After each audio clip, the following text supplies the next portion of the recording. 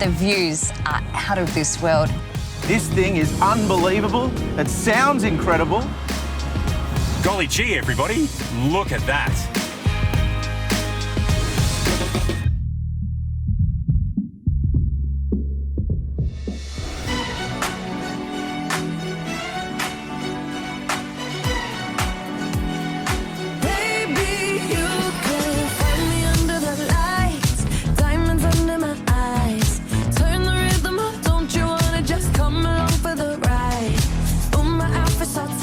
Welcome to a new season of Drive TV. I'm your host, Trent and thank you for joining us for a very special episode.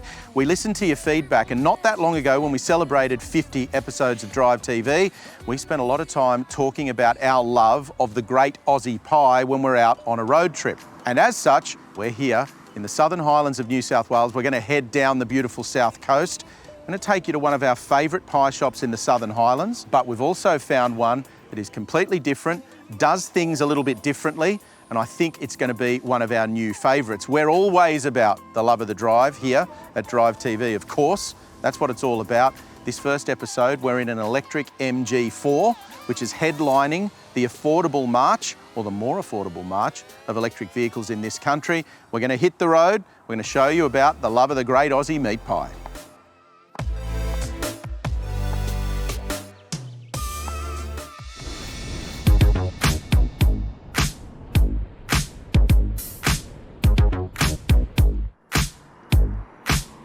The MG4 we're driving this week is the S06E01 model.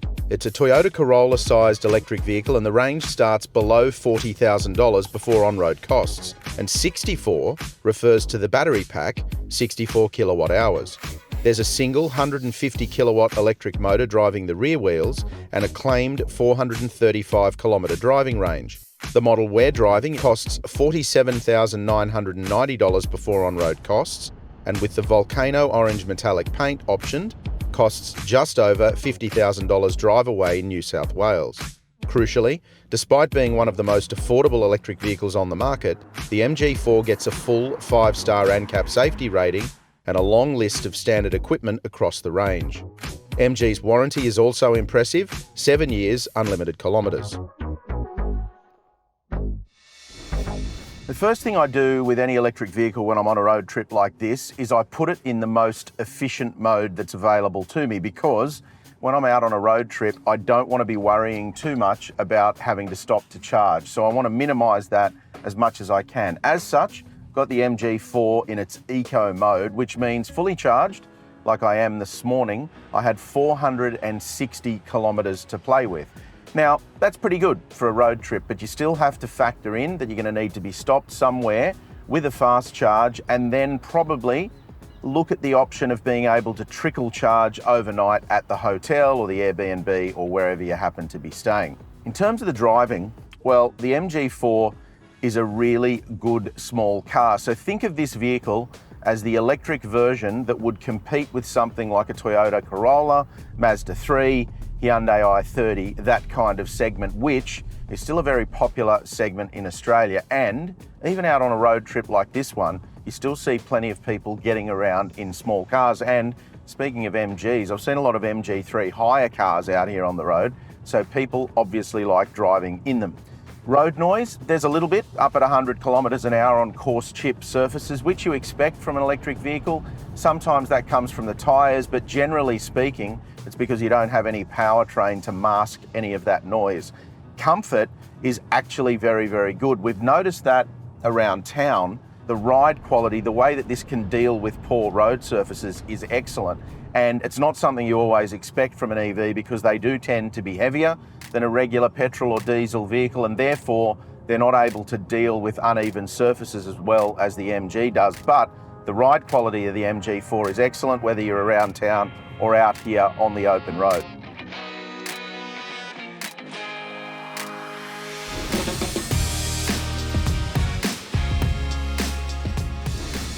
We're going to dance. We're going to dance. We're going to dance and have some fun.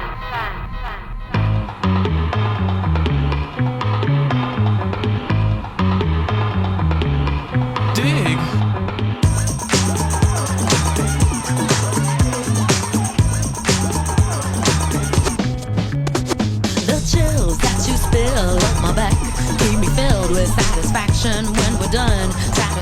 about what's to come. Road trips down to the south coast of New South Wales are always enjoyable, and places like Vincentia and Huskisson, Ulladulla and Mollymook are absolutely sensational little towns to come and visit when you're on a road trip with or without the kids. There's plenty to do down here, and it's an easy run. It's easy to get down here from out of Sydney. You can come down and start your trip in the Southern Highlands like we've done on this run and have a really enjoyable road trip, easy to access, plenty of great little places to stay, and it doesn't have to cost you a heap of money either. Our first stop this episode is one of our favourite pie shops here at Drive. We're at the Gumnut Patisserie in Mittagong, about an hour and a half from Sydney, on our way down into the Southern Highlands. And we're going to have a chat to Josh Nicol, one of the pastry chefs at Gumnut. Josh, this is a family-owned business, mate. You're what we'd call a second-generation baker, I guess. Am. Tell us a little bit about the history. So my parents started Gumnut Patisserie back in 1995, so we've been operating 28 years this year. They were originally, both pastry chefs in Sydney. They relocated to the Highlands to start Gumnut Patisserie.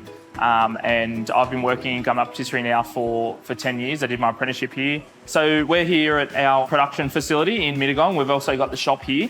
And then we've got two other sites. One is in Barrel on the main street, just opposite the pedestrian crossing. Yep. A store we're really well known for. It's kind of our flagship store. But we also have a store in Berrima. Mm-hmm. Now, I come in here and I'm grabbing a coffee and I don't want something savoury. I want to grab something sweet. Yep. There's a whole window there staring at me, Yeah. but pick a couple out. Picking a couple out is always a hard task. Like We picking get your asked favourite quite- children, yeah. Ones that we're really well known for and are really popular are our millefeuille, our vanilla slice, also our lemon tart or our salted caramel tart. So those three have been like a staple for Gumnut, have been around for a long time, something that we've executed quite well and won quite a lot of awards for. The other thing that I come here for and have come here for years Yeah. are your hot cross buns. I know we're here at the wrong time of year at the moment, Yeah. but tell us a bit about them. Yeah, our hot cross buns are quite infamous, as you mentioned there, Trent. So we do a brioche hot cross bun, so not your traditional bread dough. It's a enriched dough with all that butter that we were talking about before, but they're really rich in flavour, and we pipe a custard cross on top. So really, really nice eating, and they are really popular over that Easter period. Now, the reason we're here, savoury pies, Yeah. meat pies, the traditional pies that we talk about. For me, I always say my go-to at any bakery is a curry pie. Yeah. And you usually can't go wrong with a curry pie. There's some good ones up there on the back. What's your most popular, first of all? And Yeah. then do you try to rotate them so that there are different varieties available? So the most popular, I would have to say, is beef and mushroom. Okay. Is one of our most populars. Yeah. We do try and rotate in and out. It's more of a yearly seasonal thing. So every winter time we'll rotate one in or out. We get to a stage where we can't add too many more to the pie cabinet. Yeah. And still keep a level of hot stock for all the customers. So they do rotate in and out, but we usually run between 10 and 12 different varieties. Beef and mushrooms, quite a popular flavour. I'd also say our chicken and leek or our lamb and rosemary. And the lamb and rosemary is my favourite pie that we make. So if you've got to take one pie home, and this is ridiculous because you can take as many as you want, but if you've got to take one pie home, it's that one? Yeah, lamb and rosemary would be the one that I take home. I don't take too many home too often. I usually, when they're coming fresh out of the oven, when we're baking them here in the kitchen, that's usually when I'll grab a pie. I don't really usually have one after that. We have got a saying in the kitchen: once it's cold, it's old. And when you're working with a product every day and have that ability to have it so fresh, you get a little bit spoiled from time to time.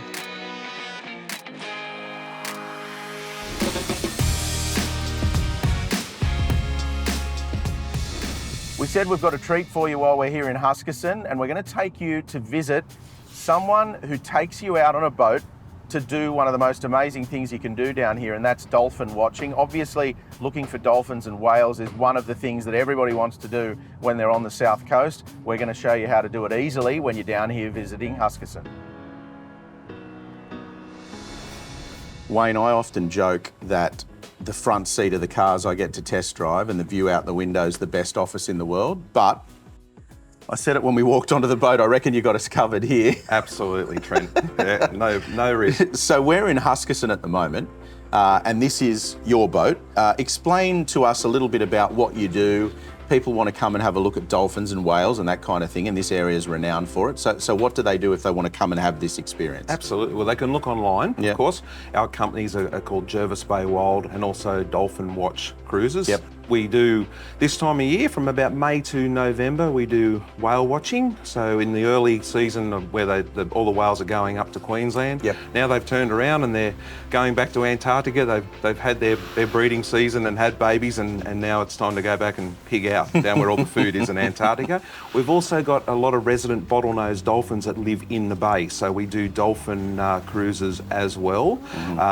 We do cruises that go outside into the ocean called the South Coast Passage cruise, where Yep. there's some awesome sea caves and things where we stick the boat into all the little nooks and crannies, and that's excellent. And we've got a boom net on the back of this I boat. saw that, yeah. Yeah. What's that about? Explain that. When it's warmer, well, today's a hot day. It's gonna be a hot day, yeah. But when it's warmer in the summertime, we'll incorporate the boom net with a dolphin cruise, Right. and we lower that into the water, and it fits about 20 people in it. So you sit on that? Yeah, you sit, that lowers down, and you sit, and the people sit in there in their cozies, and I drag them through the water and keep it under 100 so we don't lose anyone.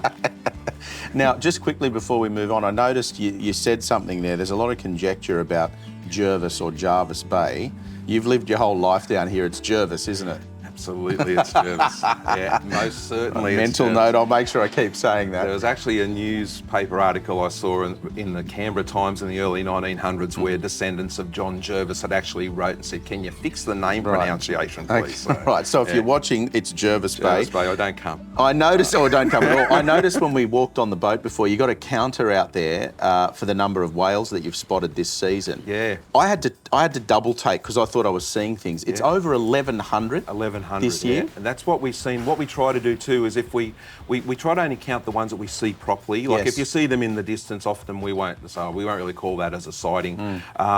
Every year there's getting more and more, and it's fantastic. Like it's really interesting, and it's a beaut way to spend some time. The main species we see are the humpbacks. Yep. Sometimes we'll see the southern right whales, which are a bigger whale. A lot of the times the mums will bring the calves into the bay to give them a bit of a rest, but the majority of them are humpbacks, which aren't the biggest whale, but they've got the biggest side flippers, they're pectoral fins. They're the biggest of any whale species, and that gives them the equipment to jump out of the water in a big breach, and when they do that, that's when it's spectacular. You've got to get this boat ready to go out today, but before you go, just tell us again, if you're watching now and you want to find out exactly what you do, how you do it, how you book yourself in, where do you go, mate? Yeah, online is always good, or Yep. you can always give our office a ring. It's Jervis Bay Wild or Dolphin Watch Cruises. Just Google that, talk to the girls at the counter, and they'll help you out. And we have a lot of happy people. I mean, you're dealing with nature, but once I work out how to control nature, I'll probably be retired, I think. But up until then, I think I'll just work here and take people out and show them a great time, and they Pretty love good it. life, mate, absolutely.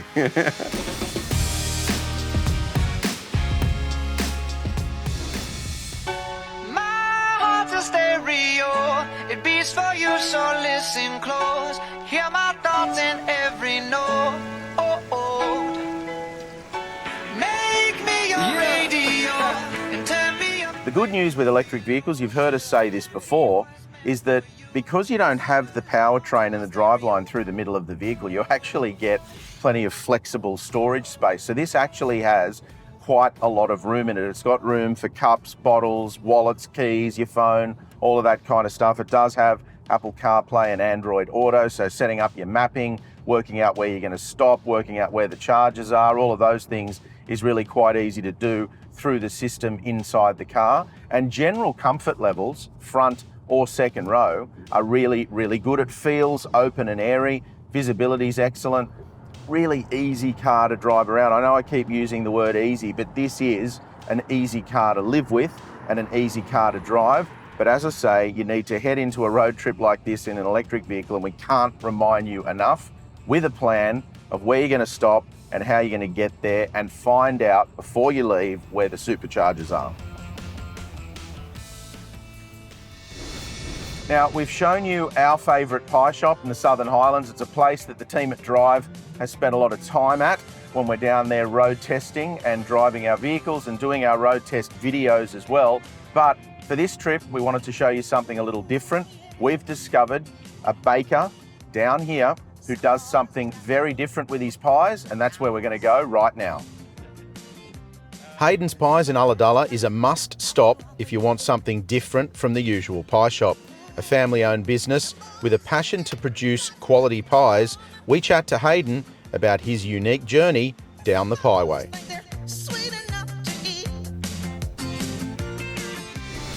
Hayden, I told you off camera, mate, that I've always wanted to stop here, so I'm pretty excited that we've come to visit you. I've said this a bunch of times already this episode. This part of the world, you live in paradise, that's the first thing. Absolutely. And everybody that drives through Ulladulla has either stopped here or wanted to stop here.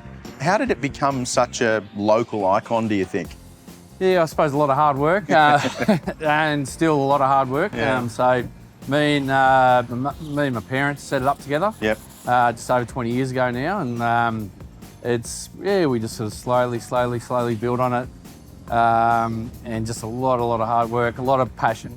And you said 20 years ago, Yeah. were your parents bakers originally, or No, were you a so baker? they've never been in the food industry at all. Yeah. Like Dad was driving trucks, Mum was working at Myers. I just recently moved back to Australia. I've always cooked all my life, but we just decided that we've always holidayed on this coast. We love this coast, we love this area. Yep. We decided a pie shop just because it just sort of made a fair bit of sense at the time.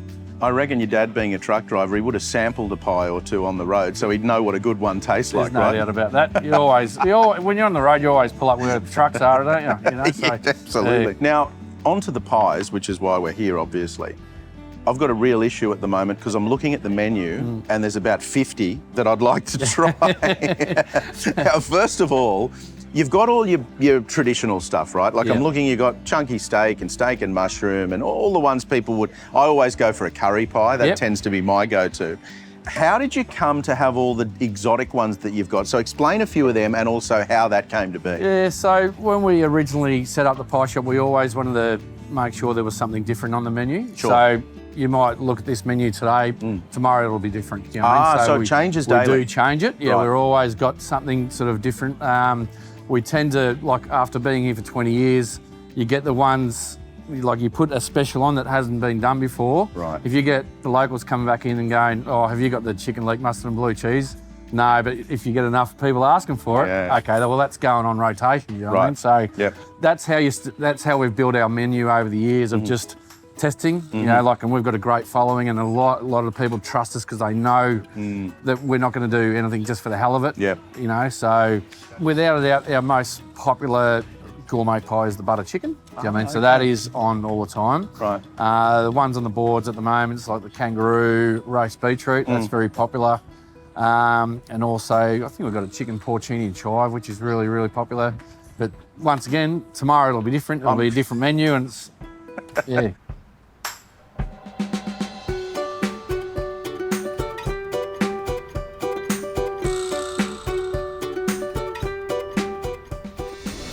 Thanks for joining us for another episode of Drive TV. We've had a ball this week. Behind me, you can see the beautiful coastal town of Ulladulla. This part of the world is fantastic. It doesn't get any better than a day like today. It's hot, it's a blue sky, the water looks amazing, the locals are out swimming and surfing. There's nowhere else you'd rather be than on the east coast of Australia on a day like today. Now, of course, we talk about the love of the drive, and that's what we're all about here at Drive TV. But this week, it's been all about the love of the great Aussie meat pie. We've shown you one of our favourites and one new one that we hadn't tried before. I can tell you we'll absolutely be back after our chat with Hayden. Don't forget, if you're out on the road, to test them out and go looking for them, because there are some undiscovered gems out there. As always, everything that you've seen on this episode of Drive TV you can find at drive.com.au. Thank you again for joining us this week. Stay tuned next week. We're going to start a little bit further south from here, Bateman's Bay, working our way back to Sydney. We're going to go inland and take a slightly different route. I'm going to show you some interesting things to look at as well. We'll see you again next week for another great drive.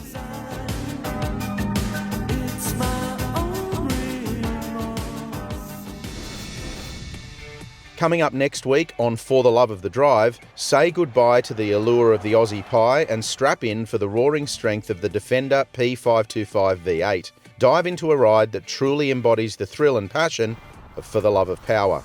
Don't miss it next week on Drive.